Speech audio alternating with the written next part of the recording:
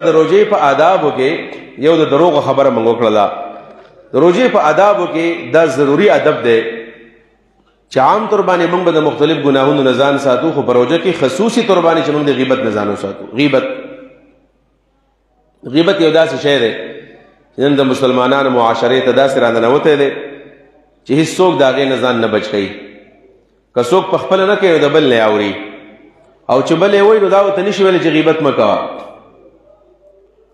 راځئ چې په هغه احادیثو باندې موږ نظر واچو چې په کومو احادیثو کې د غیبت مذمت راغلی دی، نو بیا به موږ تعالی د هغې اندازه وشو څومره لویه ګناه ده. قرآن کریم سورة الحجرات د دې په باره کې څه وایي؟ نو قرآن کریم کې خو الله رب کریم فرمایي چې لا یغتب بعضکم بعضا، مسلمانانو د یو بل غیبتونه مه کوئ. ګناه ده ایحب احدکم ان یأکل لحم اخیه میتا فکرهتموه. تاسو دا ښه ګڼئ چې ستاسو ورور مړ شي او تاسو لاړ شئ چوړکۍ راوالئ او د هغې نه غوښې پرې کوئ او دا ځان نه سرې کوئ او دا خورئ. دا څوک کولی شي؟ دا دومره مذموم او قبیح عمل دی. دا غیبت الله پې دومره خفه کېږي، دومره زیاته کرکه ته الله له ورځي، او دومره الله دې عمل ته په بد نظر باندې ګوري لکه سړی دا نشي برداشت کولی چې د خپل مړ ورور غوښې راوالي او ځان یې پخې کې ویې خوري. الله په دې نظر باندې غیبت ته ګوري. الله وایي دې نه خو ځان ساتئ، د غیبت نه ځان وساتئ. نو صحابه کرامو ته پته ولګېده د غیبت غټه ګناه ده. د نبي علیه السلام نه تپوس وکړو چې مل غیبت یا رسول الله صلی الله علیه وسلم، د الله رسوله په دې غیبت باندې موږ پوهه کا څه ته وایي غیبت؟ نو نبي علیه الصلاة والسلام ورته وایي ذکرک اخاک بما یکرهو.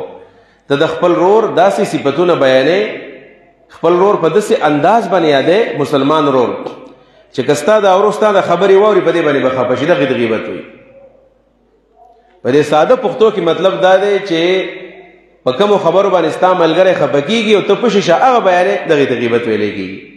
او په کومو خبرو باندې خوشحالېږي د هغه تعریف دی، یا که د هغه بل څه داسې عمل قول دی خو چې هغه ته که بیانې نو هغه پرې نه خفه کېږي، نو دا غیبت بیا نه دی. که ستا په خبرو باندې هغه خفه کېږي نو دا غیبت دی، ځان د هغې نه ساتل غواړي. په دې وجه باندې رسول الله یو صحابو ته ویلو چې الغیبة اشد من الزنا. دا غیبت ګوره د زنا نه غټه ګناه ده. د دې حدیث څه مطلب دی چې الغیبة اشد من الزنا، غیبت د زنا نه غټه ګناه ده. وجه دا ده چې زنا دا د الله په حقوقو کې راځي، دا د الله حق چا پامال کو، د الله حقوق باندې خپې کېښودلې، او دا غیبت د حقوق العباد سره تعلق ساتي. د دې د انسان د عرض او د انسان د عزت سره تعلق دی، دا حقوق العباد دي. نو الله رب العالمین په خپل رحم و کرم باندې حقوق الله خو معاف کوي، خو حقوق العباد الله نه معاف کوي. دا هغه به د خپل بندن او دغه انسان نه به اجازت غواړي چې ما ستا غیبت کړی او ستا حق مې خوړلی او ما ته معاف کا. په دې بنیاد باندې غیبت د زنا نه غټه ګناه ده.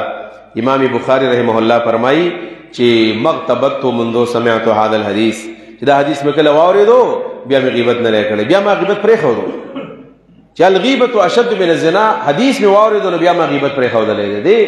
محدثینو دي مفسرینو فقهاو دا دومره غټ غټ نمونه چې ګټلې دي نو دی اصل کې په ځان باندې خواري کړې ده، د په ځان باندې خواري کړې ده، او دارنګې محنت یې کړی دی، په خپل نفس باندې خپې ښودلې دي. د نفس چې کومې مطالبې وي هغې نه دي پوره کړي، ځکه الله دومره عظیم مقام وله ورکړی. یو مبارک حدیث کې داسې راغلی دي چې د روژې مبارکه میاشت وه او رسول الله صلی الله علیه وسلم ته چا ویل چې رسول الله صلی الله علیه وسلم په دې محله کې یو دوه زنانه دي ښځې دي او ډېر لوی تکلیف دی ورته. نو که ته ورته اجازت وکړي چې روژه ماته کړي، ځکه بیمار خو روژه ماتولی شي، نو که ستا ورته اجازت وي چې هغه خوراک وکړي، ځکه تکلیف ورته ډېر زیات دی او د بیمارۍ سره روژه سر ته نشي رسولی. نبي علیه الصلاة والسلام ورته وویلو چې څه تکلیف دی ورته، او دی د ورځې څه کول، لا تکلیف ورته ولې جوړ شوی دی؟ نو جواب ورته میلاو شو چې دا دواړه ښځې ناستې وې او په دې خبرو اترو کې په دې باندې بس دا تکلیف راغلی دی. څه خبرې یې کولې؟ نو دی غیبت کو، په چا باندې کیسټ لګولی، یوه زنانه لګیا دا غیبت کوي او دا بله زنانه ورته غوږ ښودلی، ښه په قلاره باندې خبرې اوري. زنانو کې د عمل نسبتا ډېرې د سړو نه. نو رسول الله صلی الله علیه وسلم ویل تاسو داسې وکئ، لږې زما خواله راولئ. هغه زنانې راوستلې، نبي علیه الصلاة والسلام ته چې کېناستې، نبي علیه السلام یې تاسو لوښې راوړئ، جومات دی، جومات خانه کې لوښې ورته کېدي چې الټۍ پکې اول وکړي.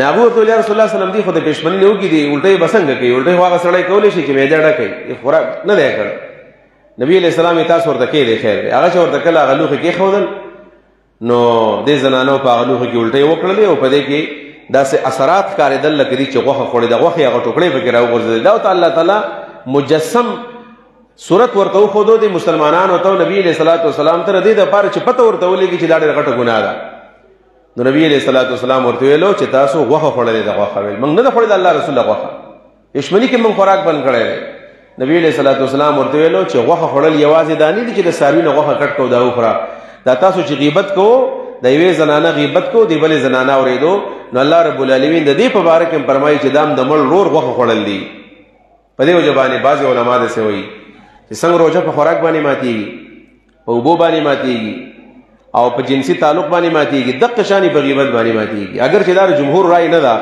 د بعضې علماو رای دا چې په دې روژه ماتېږي البته په دې باندې اتفاق دی چې روژه پې خرابېږي یقینا روژه پې یقینا خرابېږي په دې باندې نو خپلې روژې راځئ چې موږ دا د غیبت نه پاکي دروغ نه او د غیبت نه خپلې روژې پاکول